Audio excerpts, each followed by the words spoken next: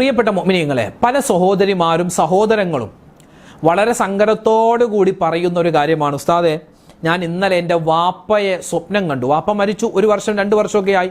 വാപ്പാരെ സ്വപ്നം കണ്ടു. വാപ്പ വന്ന് പറഞ്ഞു, വാ മോനെ സമയമായടാ, നമുക്ക് പോയേക്കാം, അല്ലെങ്കിൽ നമുക്കൊരു യാത്ര പോകാം. അങ്ങനെ മരിച്ച വാപ്പ വന്ന് എന്നെ വിളിക്കുന്നതായിട്ട് ഞാൻ സ്വപ്നം കണ്ടു. അതിൻ്റെ അർത്ഥം ഞാനും മരിക്കും എന്നാണോ? എന്താ അതിൻ്റെ ഉത്തരം? എന്താണ് അതിൻ്റെ വ്യാഖ്യാനം? മരിച്ചവരെ സ്വപ്നം കണ്ടാൽ നമ്മുടെ വാപ്പ നമ്മുടെ ഉമ്മ നമുക്ക് എന്തെങ്കിലും ഒരു ഭക്ഷണം തരുന്നു, വാപ്പ ഉമ്മ മരിച്ചുപോയി എങ്കിൽ അതിൻ്റെ വ്യാഖ്യാനം എന്താ? നമ്മളും മരിക്കുമെന്നാണോ? ഇനി ഞാൻ സ്വപ്നം കണ്ടു, എന്ത് ജീവിച്ചിരിക്കുന്ന ഞാൻ മരിക്കുന്നതായിട്ട് സ്വപ്നം കണ്ടാൽ, അല്ലെങ്കിൽ ജീവിച്ചിരിക്കുന്ന എൻ്റെ ഭാര്യ, എൻ്റെ ഉമ്മ, എൻ്റെ മക്കളൊക്കെ മരിക്കുന്നതായിട്ട് ഞാൻ സ്വപ്നം കണ്ടാൽ അതിൻ്റെ വ്യാഖ്യാനം എന്താണ്? പലരുമൊക്കെ ഭയങ്കര വിഷമത്തിലും സങ്കടത്തിലും. ഒരു സഹോദരി 2 ദിവസമായി ഒരു ഭക്ഷണം പോലും കഴിച്ചിട്ടില്ല, വെള്ളം കുടിച്ചിട്ടില്ല, ഉറങ്ങിയിട്ടില്ല. എന്താണ്? മരിച്ച ഉമ്മ വന്നു പറഞ്ഞു, മോളെ സമയമായി, ബാ നമുക്ക് പോകാം എന്ന് പറഞ്ഞു. അതിൻ്റെ അർത്ഥം അവർ മരിക്കുമെന്നാണോ? അവരുടെ ഭർത്താവ് വന്ന് ചോദിച്ച സംശയമാണ്. ഇങ്ങനെ ഒരുപാട് മരിച്ചവരുമായി ബന്ധപ്പെട്ട സംശയമുണ്ട്. ഇൻഷാ അല്ലാഹ് വിശദമായി ഇന്നത്തെ ക്ലാസ് കേട്ടാൽ അതുമായി ബന്ധപ്പെട്ട ഏതൊക്കെ സംശയമുണ്ടോ അതെല്ലാം മാറും. അപ്പോൾ നമുക്ക് നേരെ വീഡിയോയിലേക്ക് പോയാലോ? കൂട്ടത്തിൽ ഒരു ദുആ പറഞ്ഞു തരാം. 1000 നന്മകൾ നമ്മുടെ ജീവിതത്തിൽ ദിനേന നമുക്ക് നേടിയെടുക്കാൻ പറ്റുന്ന ഒരു അത്ഭുതപ്പെടുത്തുന്ന ദുആ. എല്ലാവരും ചെയ്യേണ്ട ഒരു ദുആയാണ്. ഈ ദുആ പഠിച്ചു വെച്ചോ, നമുക്ക് ജീവിത വിജയം ഉറപ്പാണ്. വീഡിയോയിലേക്ക് കടക്കാം, ബാക്കി കാര്യം അതിൽ കേൾക്കാം. അസ്സലാമു അലൈക്കും വറഹ്മത്തുള്ളാഹി വബറകാതുഹു. ബിസ്മില്ലാഹിർ റഹ്മാനിർ റഹീം. അൽഹംദുലില്ലാഹി റബ്ബിൽ ആലമീൻ വൽ ആഖിബത്തു ലിൽ മുത്തഖീൻ വസ്സലാത്തു വസ്സലാമു അലാ സയ്യിദിനാ മുഹമ്മദിൻ വഅലാ ആലിഹി വഅസ്ഹാബിഹി അജ്മഈൻ. അമ്മാ ബഅദ്. അൽഹംദുലില്ലാഹ്, അല്ലാഹു റബ്ബുൽ ഇസ്സത്ത് നമ്മളെ എല്ലാവരെയും അനുഗ്രഹിക്കുമാറാവട്ടെ. എല്ലാവർക്കും സുഖമാണ്, സന്തോഷമാണെന്ന് കരുതുകയാണ്. അതിനുവേണ്ടി എപ്പോഴും ദുആയിലുണ്ട്. ഉസ്താദേ നിങ്ങൾ എപ്പോഴും ദുആരക്കണേ എന്ന് പലരുമൊക്കെ നേരിട്ട് കണ്ട് പറയുന്നവർ, ഫോണിൽ വിളിച്ച് പറയുന്നവർ, അതുപോലെ എന്തെങ്കിലും പരിപാടികൾക്ക് പോകുമ്പോൾ അൽഹംദുലില്ലാഹ് അവിടെയൊക്കെ ഓടി വന്ന് പ്രത്യേകമായി ദുആരക്കാനൊക്കെ പറയുന്ന ഒരുപാട് സഹോദരിമാരുണ്ട്, സഹോദരങ്ങളുണ്ട്. അല്ലാഹുവേ പടച്ചവനെ, ആരെല്ലാം എന്തെല്ലാം എവിടെ വെച്ചെല്ലാം എങ്ങനെയൊക്കെ ദുആരക്കാൻ ഏൽപ്പിച്ചിട്ടുണ്ട്, എല്ലാവരുടെയും എല്ലാ പ്രയാസങ്ങളൊക്കെ മാറ്റി എല്ലാവർക്കും സന്തോഷവും സമാധാനവും കൊടുക്കണേ അല്ലാ. റാഹത്തുള്ള ജീവിതം ഞങ്ങൾക്കും അവർക്കും തരണേ അല്ലാ. ആമീൻ ആമീൻ യാ റബ്ബൽ ആലമീൻ. പ്രിയപ്പെട്ടവരെ, നമ്മളൊക്കെ മനുഷ്യന്മാരാണ്. നമ്മുടെ ജീവിതം 6 ലോകങ്ങളുടെയാണ് കടന്നു പോകുക. 6 ലോകങ്ങൾ. ഒന്ന് ആലമുൽ അർവാഹ്. ഇന്നൊരു പഠന ക്ലാസ്സാണ്, പ്രത്യേകം ശ്രദ്ധിച്ചു കേട്ട് പഠിച്ചോ. ഒന്ന് ആലമുൽ അർവാഹ്, ആത്മാക്കളുടെ ലോകം. അതായത് അത് കഴിഞ്ഞുപോയി. മഹാനായ ആദം നബി അലൈഹിസ്സലാത്തു വസ്സലാം ആകുന്ന നമ്മുടെ വല്ലുപ്പ മുതൽ ലോക അവസാനത്തിൻ്റെ അന്ന് ജനിക്കുന്ന കുട്ടി വരെ എല്ലാവരുടെയും ആത്മാക്കളെ അല്ലാഹു തആല ഒരു സ്ഥലത്ത് ഒരുമിച്ച് കൂട്ടി അല്ലാഹു തആല ചില സംഭാഷണങ്ങൾ നടത്തിയ ഒരു ലോകമുണ്ട്. നമ്മൾ ആരും അത് ഓർക്കുന്നില്ല, പക്ഷെ അങ്ങനെ സംഭവിച്ചിട്ടുണ്ട്. അതാണ് ആലമുൽ അർവാഹ്. അവിടെ നിന്നാണ് പിന്നെ നമ്മൾ സമയാസമയങ്ങളിൽ നമ്മുടെ ഉമ്മമാരുടെ ഗർഭാശയത്തിൽ ഒരു കുഞ്ഞായി വന്ന് ഈ ഭൂമി ലോകത്തേക്ക് വരുന്നു. അപ്പോൾ 2ാമത്തെ ലോകം ആലമുൽ അർഹാം, അതായത് നമ്മുടെ ഉമ്മച്ചിയുടെ ഗർഭപാത്രത്തിൽ നമ്മുടെ ഒരു കുഞ്ഞായി 8 മാസം അല്ലെങ്കിൽ 9 മാസം 10 മാസം ഉണ്ടായി. ഇതാണ് ആലമുൽ അർഹാം, 2ാമത്തെ ലോകം. 3ാമത്തെ ലോകത്തിലാണ് ഇപ്പോൾ സ്റ്റിൽ നമ്മളുള്ളത്, ആലമു ദുന്യ, ദുന്യവിയായ ലോകം. ഇവിടെ ഇനി നമ്മുടെ ഏകദേശം 60 വയസ്സ് 50 വയസ്സ് 40 വയസ്സ് 30 വയസ്സ് നമ്മൾ എപ്പോഴാണോ നമ്മുടെ ആയുസ് വരെ നമ്മൾ ജീവിച്ച് മറ്റൊരു ലോകത്തേക്ക്, നമ്മുടെ 4ാമത്തെ ലോകത്തിലേക്ക് പോകും. അതാണ് ആലമുൽ ബർസഖ്, ഖബറാകുന്ന ലോകം. അവിടെ നിന്നും അല്ലാഹു തആല നമ്മളെ വിചാരണയ്ക്ക് വേണ്ടി ഖിയാമത്ത് നാളെല്ലാം കഴിഞ്ഞ് എഴുന്നേൽപ്പിക്കും. അതാണ് ആലമുൽ മഹ്ശർ, മഹ്ശറാ ലോകം. ആ മഹ്ശറാ ലോകത്ത് നിന്നും ഒന്നുകിൽ സ്വർഗലോകം അല്ലെങ്കിൽ നരകലോകം. അല്ലാഹു സ്വർഗത്തിലേക്ക് കടക്കുന്നവരുടെ കൂട്ടത്തിൽ റബ്ബ് നമ്മളെ എല്ലാവരെയും ഉൾപ്പെടുത്തി അനുഗ്രഹിക്കുമാറാവട്ടെ. ആമീൻ ആമീൻ യാ റബ്ബൽ ആലമീൻ.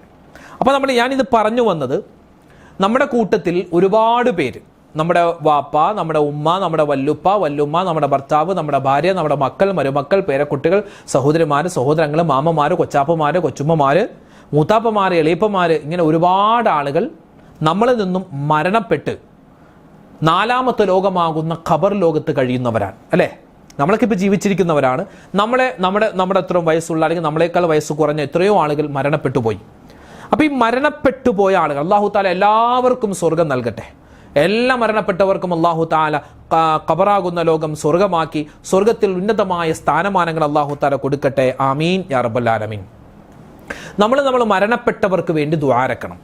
ചെയ്യാറില്ലേ? അങ്ങനെ ചെയ്യണമെന്നാണ്.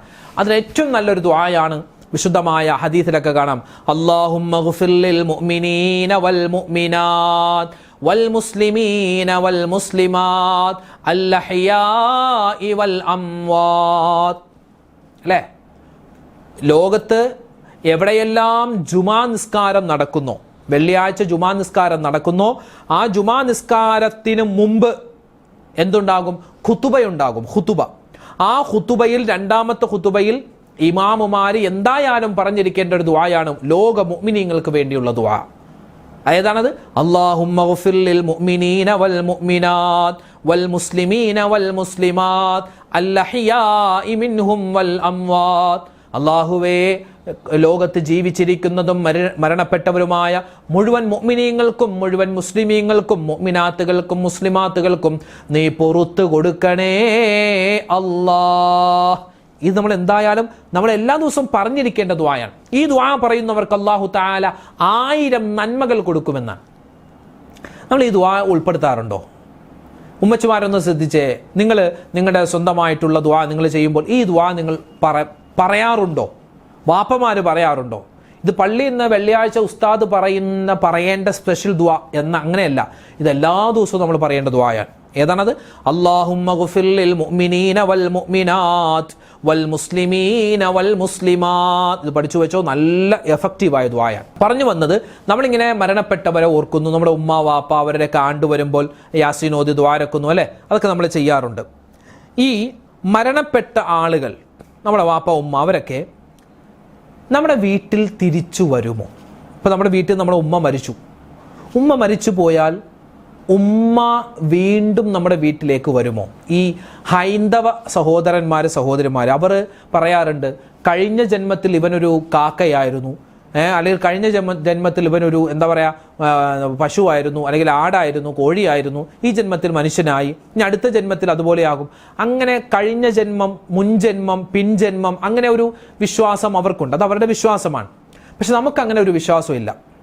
പക്ഷെ എന്നാലും പലർക്കുള്ള സംശയമാണ്, ഉസ്താദെ എൻ്റെ ഉമ്മ മരിച്ചു, എൻ്റെ വാപ്പ മരിച്ചു, എന്നാലും ആ വാപ്പയും ഉമ്മയും അവർ വീണ്ടും നമ്മുടെ വീട്ടിലേക്ക് വരുമോ? നമ്മൾ ചെയ്യുന്നതൊക്കെ കാണുമോ? നമ്മളോട് സംസാരിക്കുമോ? അങ്ങനെ ചില ആളുകൾക്ക് സംശയമുണ്ട്.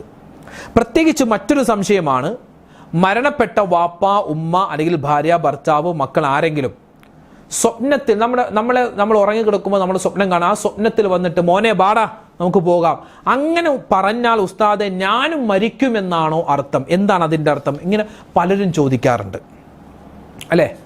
മരിച്ച ആത്മാക്കൾ, ആത്മാവിന് അറബിയിൽ പറയുന്നത് റൂഹ് എന്നാണ്. റൂഹ്, അല്ലേ? റൂഹ് എന്നാണ്. റൂഹ് വരുമോ? ആത്മാവ് വരുമോ? പ്രേതം വരുമോ എന്നൊക്കെ പലരും ചോദിക്കാറുണ്ട്. പ്രേതം എന്നുള്ള ഒരു വിശ്വാസം, അങ്ങനെ ഒരു കൺസെപ്റ്റ് ഇസ്ലാമിൽ ഇല്ല, അതില്ല. പക്ഷേ മരണപ്പെട്ടവർ നമ്മുടെ വീട്ടിലേക്ക്, നമ്മുടെ ജീവിതത്തിലേക്ക് വരുമോ? പലർക്കുമുള്ള സംശയമാണ്. അതിന് ഉണ്ട് അല്ലെങ്കിൽ ഇല്ല, രണ്ട് ഉത്തരവുമുണ്ട്. മരണപ്പെട്ടവർ നമ്മുടെ വീട്ടിൽ വരുമോ? വരും. മരണപ്പെട്ടവർ നമ്മുടെ വീട്ടിലേക്ക് വരുമോ? ഇല്ല. രണ്ട് ഉത്തരവുമുണ്ട്. രണ്ടിനും നമുക്ക് തെളിവ് പറയാം, കേട്ടോ. മരണപ്പെട്ടവർ നമ്മുടെ വീട്ടിലേക്ക് വരുമോ?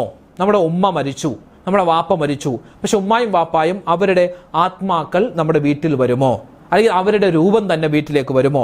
ഇതിന് മഹാന്മാർ പറയുന്നൊരു ഉത്തരം, മരണപ്പെട്ട ആളുകൾ പിന്നെ അവർ നമ്മുടെ വീട്ടിലേക്ക് വരുന്നു അല്ലെങ്കിൽ വീട്ടിൽ സന്ദർശിക്കുന്നു, അങ്ങനത്തെ ഒരു പരിപാടി ഇല്ല, അവർ വരില്ല. ഇതാണ് ഒരു ഉത്തരം.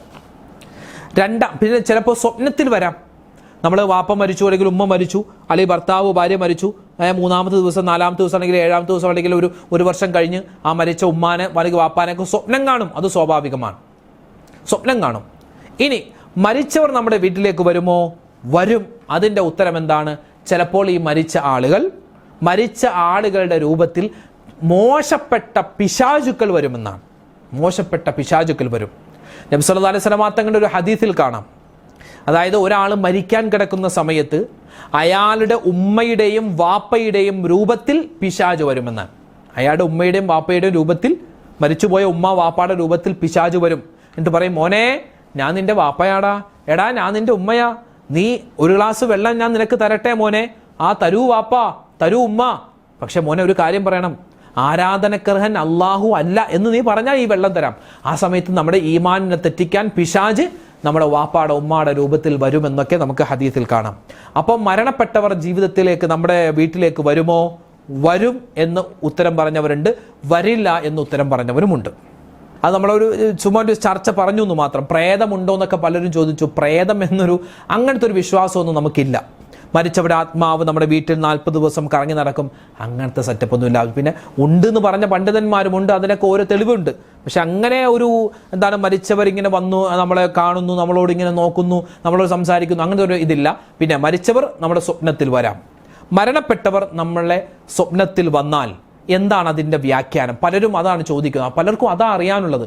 ഒരു സഹോദരൻ വന്നിട്ട് ഭയങ്കര വിഷമത്തിൽ പറഞ്ഞു, ഉസ്താദേ എൻ്റെ ഭാര്യ അവർ ഭയങ്കര വിഷമത്തിലാണ്. എന്താണ് ഇക്ക വിഷമം, എന്താ സങ്കടം, എന്താ പ്രശ്നം, എന്താ?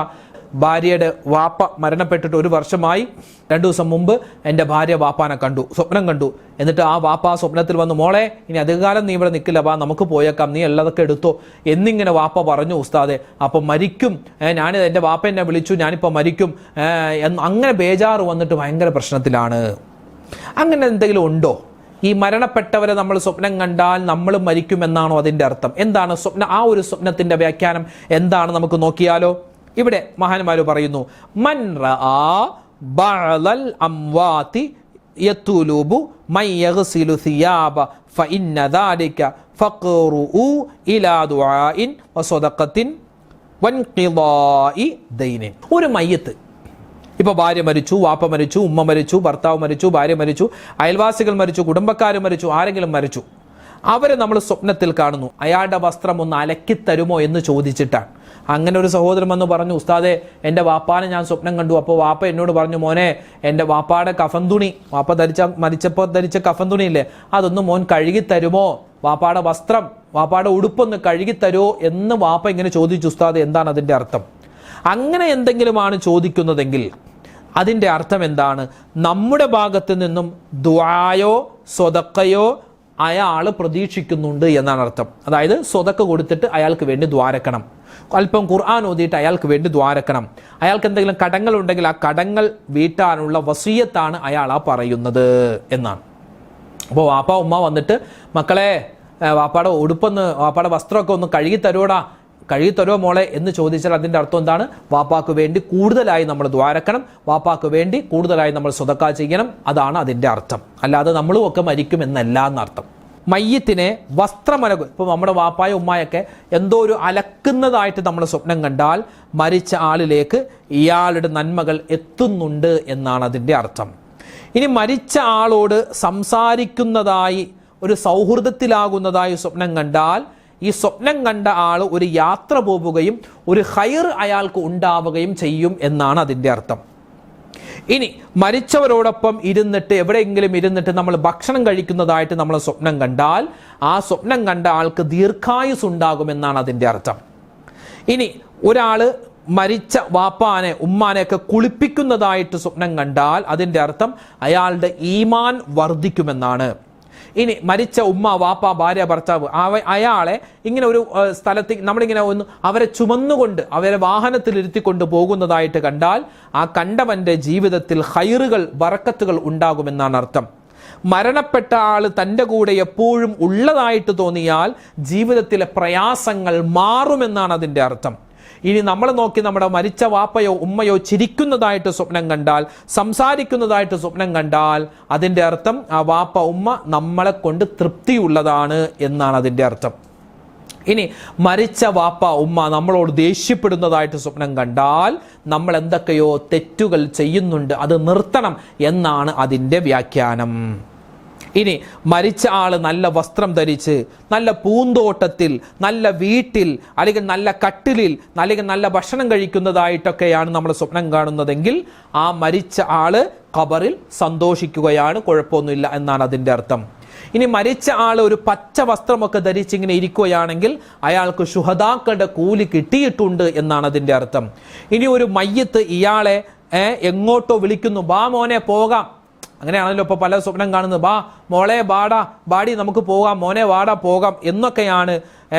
നമുക്കൊരു യാത്ര പോയാലോ എന്നൊക്കെ മരിച്ച വാപ്പയോ ഉമ്മയോ വന്ന് ഇങ്ങനെ വിളിക്കുന്നതായിട്ട് സ്വപ്നം കണ്ടാൽ ആ മയ്യത്ത് മരിക്കാൻ കാരണമായ കാര്യം ഇയാളിലും ഒരുപക്ഷെ ഉണ്ടായേക്കാം എന്നാണ് അർത്ഥം.